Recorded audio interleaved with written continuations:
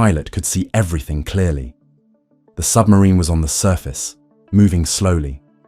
A large white sheet with a red cross had been draped across its gun deck, facing the direction of the aircraft's approach. The sub's crew was signaling with lights, Morse code.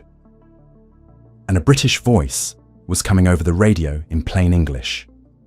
RAF officer, speaking from German submarine, Laconia, survivors on board, soldiers, civilians, women, children.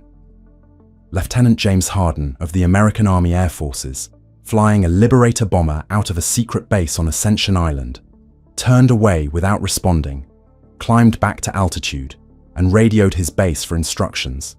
His commanding officer's response was clear and immediate. Sink the sub. What happened in the next 4 hours on that stretch of South Atlantic Ocean on September 16, 1942, changed submarine warfare permanently. Not because of anything the Germans did, because of what happened when they tried to do the right thing, and what that cost everyone involved. To understand what the Laconia incident destroyed, you need to understand what existed before it. At the start of the war, German U-boats operated under something called the prize rules, or cruiser rules, an old maritime doctrine that had evolved over centuries of naval warfare. The rules required attacking vessels to allow crews to escape into lifeboats before sinking a ship. They required submarines to assist survivors when possible, to provide food and water, to give compass bearings toward the nearest land. These weren't just humanitarian gestures. They reflected a view held by most naval officers on all sides that there were limits to what naval warfare permitted, even in total war. Merchant sailors were not soldiers in the conventional sense. They were tradespeople. Their deaths served no military purpose beyond the incidental. It was their cargo that the U-boats were trying to destroy. In practice, what this looked like varied by the situation.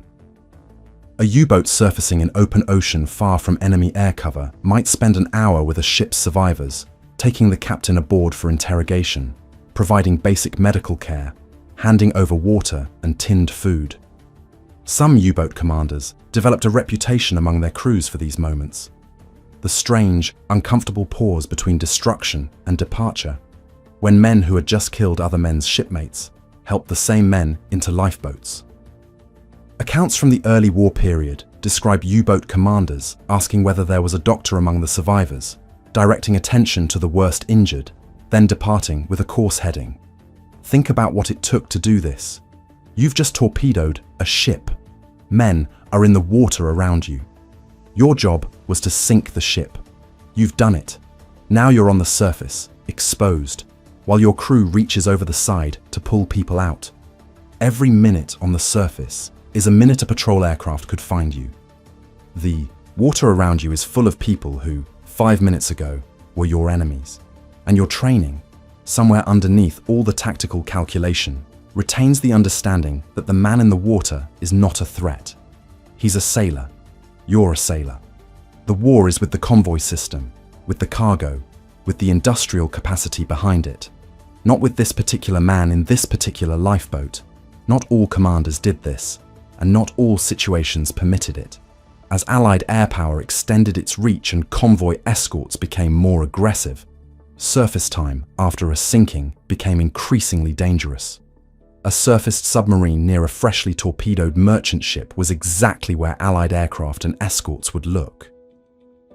The practice continued more sporadically as the war went on, becoming more dangerous with each passing month. But it continued. On November 13th, 1942, 2 months after the Laconia incident, Commander Helmut Witte of U-159 boarded the Survivors of the Star of Scotland, took the captain prisoner, then released him when the captain explained he was the only person aboard who could navigate the lifeboat to land.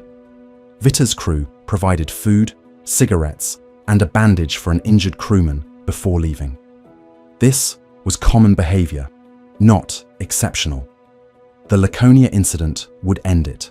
Not immediately, not completely, but the old world of any shared understanding between submarine crews and the men whose ships they sank effectively ended on September 17, 1942, when Admiral Karl Dönitz issued an order to his entire fleet. The ship Hartenstein was hunting on the evening of September 12, 1942, was a legitimate target. The RMS Laconia had been a Cunard ocean liner before the war. She'd been built in 1921, and in 1923, she became the first passenger ship to complete a round-the-world cruise, visiting 22 ports in 130 days. By September 1942, she was an armed troop ship, sailing alone without escort, 950 miles south of Freetown, carrying weapons and military personnel. That made her fair game. What Hartenstein didn't know, and had no way of knowing, was who else was aboard. Hartenstein had been commanding U-156 since September 1941. By the time he found the Laconia, he'd sunk 19 ships totaling nearly 100,000 tons and earned the Knight's Cross. He was one of the better U-boat commanders in the fleet. His second patrol had included shelling an oil refinery on the island of Aruba in the Caribbean, an aggressive and difficult mission. When his watch crew spotted a large ship traveling alone on the evening of September 12th, he moved to attack position. At 10:22 in the evening, 2 torpedoes struck the Laconia on the starboard side. She immediately listed heavily and began to sink. Hartenstein surfaced U-156, as was standard, hoping to capture the ship's senior officers and gather intelligence. What he found instead was 2,000 people in the water.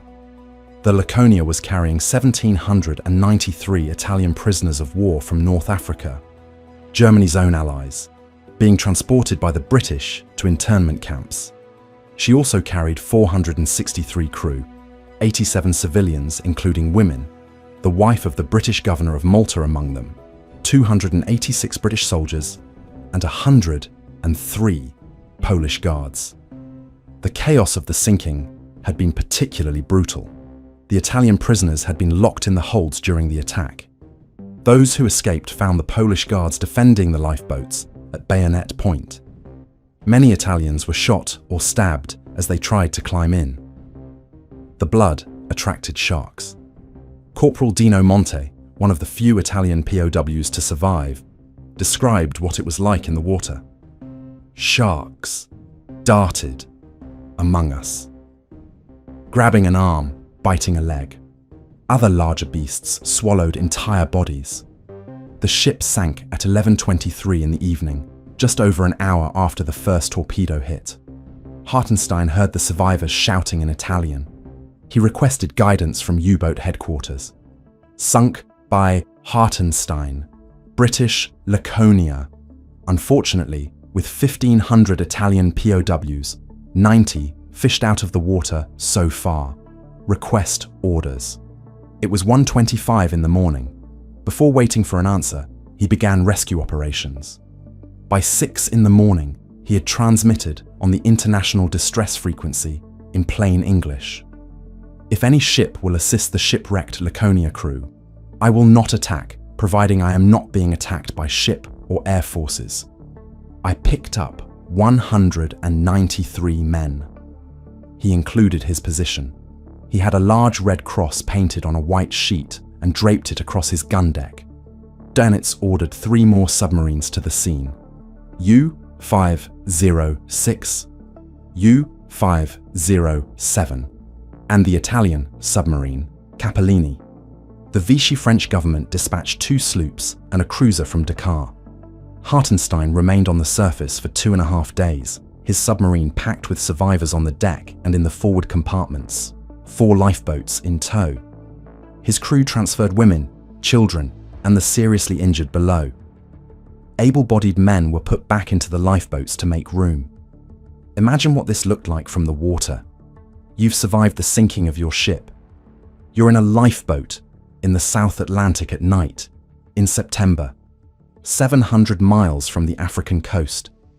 And there's a German submarine, the same submarine that just sank your ship, towing your lifeboat toward land and feeding you from its supplies. The submarine's crew, the men who sent your ship to the bottom an hour ago, are helping your wounded over the side. The categories of war, enemy, ally, attacker, victim, have blurred into something the training manuals didn't cover. U-507 arrived with 491 people aboard, 15 women and 16 children. U-506 held 151 survivors, including 9 women and children. The submarines flew Red Cross flags. They were heading toward the African coast, towards the French ships, at walking pace. At one point, the submarines had more than 900 people on their decks and in tow. The convoy of lifeboats stretched across the ocean behind them. Dönitz, coordinating from his headquarters in France, had also ordered the Wolfpack that had been assembling for a different mission to divert and assist. He was pulling submarines off their attack assignments to participate in a rescue of British and Polish personnel. The enemies his fleet existed to kill, because they were mixed with Italian allies, and because leaving them in the water in those numbers was not something his commanders were willing to accept, without at least trying. The British response to Hartenstein's open radio appeal was suspicion. They thought it might be a trap to draw ships into a kill zone. They passed their uncertainty to the Americans at Ascension Island, and that is how the order, "Sink the sub," found Lieutenant Harden, circling a submarine flying a Red Cross flag, 4 lifeboats in tow, survivors visible on its deck, a British voice on the radio explaining what he was looking at. The Liberator bomber that found U-156 on September 16th came from Wide Awake Airfield, the secret American base on Ascension Island. The airfield was secret because it served as the critical refueling stop on the only air route connecting the United States to the Allied campaigns in North Africa and to Soviet forces through the Persian Gulf. Captain Robert C. Richardson III, the senior duty officer that day, made the decision quickly. He later gave several reasons for his order. He claimed he did not know the rescue was Red Cross sanctioned. He claimed the rules of war did not permit combat ships to fly Red Cross flags. He claimed he feared the German submarine might shell the secret airfield and fuel tanks, cutting off the entire Allied air supply route to Africa and Russia. He claimed he feared the submarine might attack the Allied merchant ships that had been diverted toward the rescue site. Each of these was a rational military calculation, taken in isolation. They added up to an order that killed dozens of people who had survived the sinking of their ship. At 12:32 in the afternoon, Lieutenant Harden flew back to the position of U-156. He made 4 attack runs. On the first 3, the bombs and depth charges failed to release. On the 4th, he dropped 2 bombs. One landed in the cluster of lifeboats in tow behind the submarine, killing those inside. Others landed near the submarine itself, causing minor damage. Hartenstein cut the remaining lifeboats loose, ordered the survivors off his deck into the water, and submerged slowly and slowly so that the people on the outer deck had time to slide into the water rather than be dragged down. Harden reported back to base that U-156 had rolled over and sunk, crew abandoning ship. The report was false. U-156 had survived and escaped. The crew of the Liberator was later awarded medals for the sinking. U-506 was also attacked by a Liberator the following day. The bombs failed on the first run. The submarine crash dived and the second run caused no damage. U-506 survived, with its survivors still aboard. On September 17th, the same day Dönitz issued his order, a radio message reached Hartenstein. He had been awarded the Knight's Cross for his conduct during the Laconia rescue. Hartenstein and U-156 completed their patrol and returned to port. 6 months later, on March 8, 1943, a PBY Catalina aircraft from an American patrol squadron found U-156 east of Barbados and attacked with depth charges. All 53 crew members died, Hartenstein among them. He was 35 years old. Dönitz issued the order formally on September 17, 1942, under the codename Triton Null. The text of the key provision read, All attempts to save survivors of sunken ships. Also, the picking up of floating men and putting them on board lifeboats. The setting upright of overturned lifeboats and the handing over of food and water must stop. There were very limited exceptions.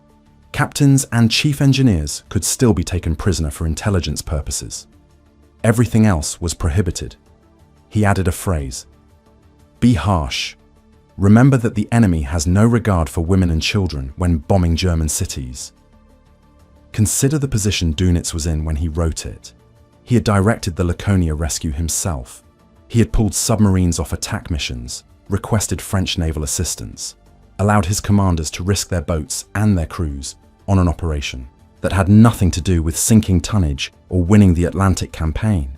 He had done all of this on the reasonable assumption that a submarine flying a Red Cross flag with hundreds of visible survivors on its deck, broadcasting in plain English that it was conducting a rescue operation, would not be attacked.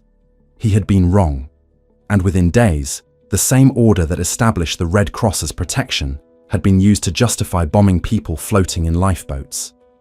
The decision to issue the Laconia order was not inevitable. There were German naval officers who argued against it, who believed that continuing the practice of limited assistance would be understood as such, and that the Ascension Island attack had been an error that would be corrected rather than a policy that would be repeated. There were also U-boat commanders who simply continued doing what they had always done, quietly, when it was safe enough to do so. The record of U-boat assistance to survivors doesn't end abruptly on September 17, 1942. It thins, becomes more cautious, more covert, but the impulse didn't disappear overnight. What disappeared was the institutional permission for it. But here is something the history books often skip past. Dönitz refused to go as far as Hitler wanted. Earlier in the war, at a conference in September 1942, Hitler had pushed for something worse, ordering submarines to actively kill survivors. An eyewitness recorded Dönitz's response: "No, mein Führer. It goes against the honor of a seaman to shoot at shipwrecked survivors. I cannot issue such an order. My U-boat men are volunteers, waging a costly struggle in the belief they are fighting honorably for a good cause. Their combat morale would be undermined by this order." The Laconia order was Dönitz's line: stop rescuing, not kill them. The practical difference was significant. Dönitz knew, and probably expected, that individual U-boat commanders would continue to provide small assistance when conditions permitted. A bearing, a water container, a quick exchange before diving. Commander Witte's encounter with the Star of Scotland came 2 months later.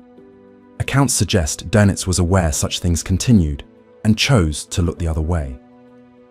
The order was the official policy. What happened in quiet ocean, far from aircraft and escorts, was sometimes different. But the order nonetheless ended the old world. U-boat commanders who wanted to stop and help survivors now did so in violation of standing orders, with genuine risk of punishment. The act of looking over the side of a surface submarine at the people in the water and reaching out a hand had become formally illegal. 2,732 people had been aboard the Laconia. Roughly 1,100 survived. Between 1,600 and 1,700 died. 88% of the dead were Italian prisoners of war, Germany's own allies. Tony Large was a 19-year-old British sailor. He survived the sinking, survived the German rescue operation, and was in a lifeboat when the American bombs fell. The blast threw him into the water. He climbed back in. Of the 51 people in that lifeboat, only 4 survived. The 39 days adrift that followed. 3 gallons of water between them, 700 miles from land. They caught fish using a bent nail as a hook. The survivors occasionally caught rain. Tony Large was one of the 4 who made it. He later described watching a friend, a man he'd known throughout the ordeal, who had been keeping up, who had been holding on, finally give up after a ship passed without stopping. Tony wrote about his friend's sense of hopelessness after the unhappy passage of the northbound cargo ship. The man calmly climbed over the side of the lifeboat and paddled away from it. He swam until he didn't. Tony Large watched him go. A missionary nurse named Doris Hawkins had been aboard, the Laconia shepherding a 14-month-old girl named Sally. The child was lost during the sinking. Hawkins survived, eventually washing up on the Liberian coast.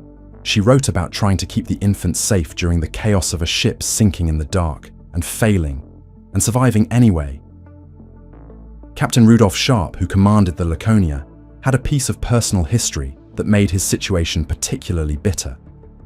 He had previously commanded RMS Lancastria, another Cunard ship, when she was sunk by German bombs during the British evacuation from France in June 1940. Sharp had already survived one wartime sinking. He survived the Laconia too.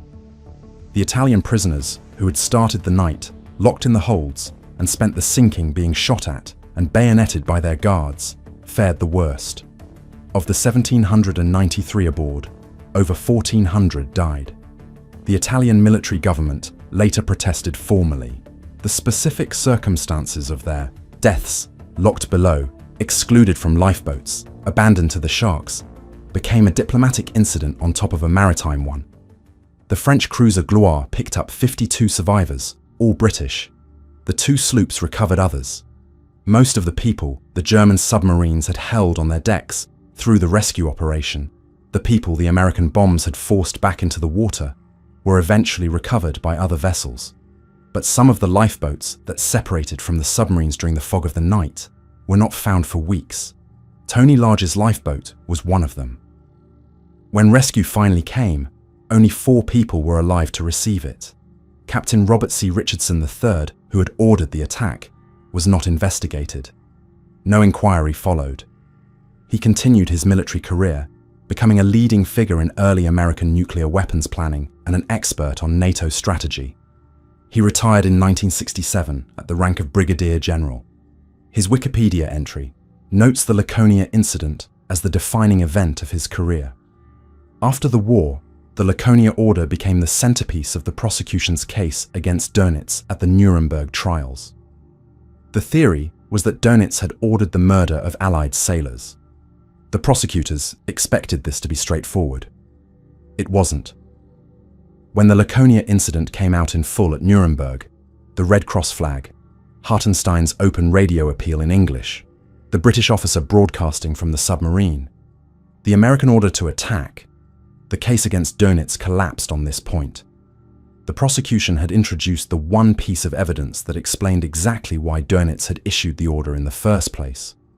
And then, Fleet Admiral Chester Nimitz, commander of the American Pacific Fleet, provided written testimony that the United States Navy had practiced unrestricted submarine warfare against Japan from the first day the United States entered the war. Making no provision for survivors, making no distinction between military and civilian shipping.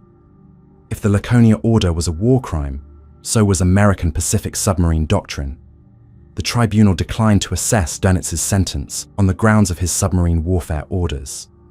The prosecution had walked into a room expecting to prosecute a German war crime and had inadvertently made the case that the United States had done the same thing. The Laconia incident had embarrassed one side at the time it happened and embarrassed the other side 3 years later in a courtroom in Germany. No charges were ever brought against Captain Richardson for the attack on U-156. Before the Laconia incident, submarine warfare retained a ghost of the old prize rules.